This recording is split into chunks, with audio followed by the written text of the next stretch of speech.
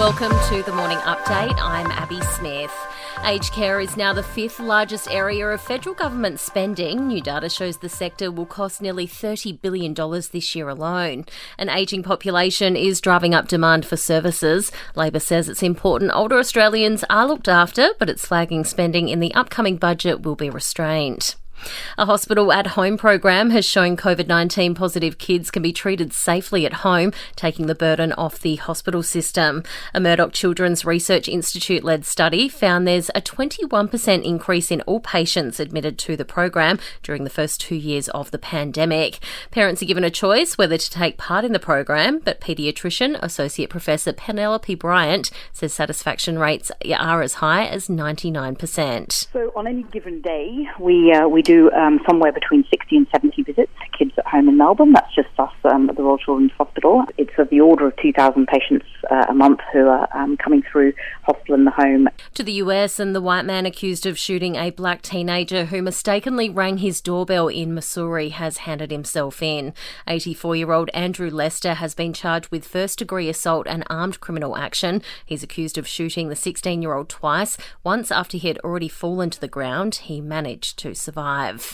We could see all Hollywood movie and TV production shut down as the Writers Guild of America and major studios fail to strike a deal. They're currently negotiating for a greater share of profits, and while the action continues, can't complete scripts or name shows.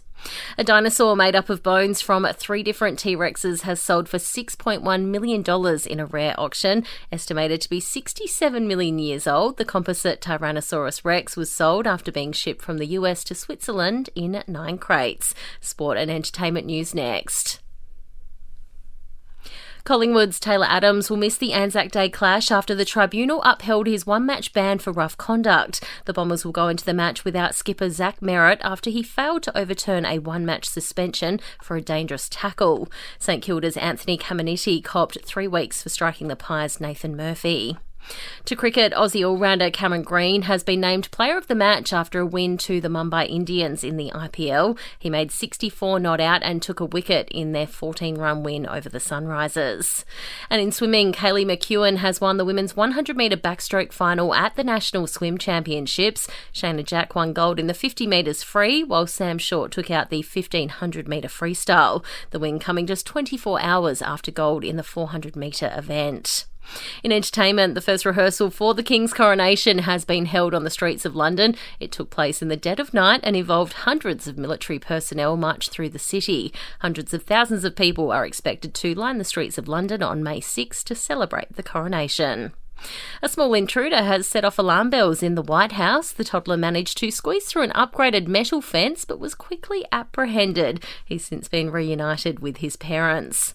And a couple in the US has copped major online abuse for their unique wedding. Craig and Catherine spent more than $40,000 on a Harry Potter-inspired ceremony and reception. Online trolls telling them to grow up and calling them an embarrassment. And that's the latest from the Nova podcast team. We'll see you this afternoon for another episode of The Update.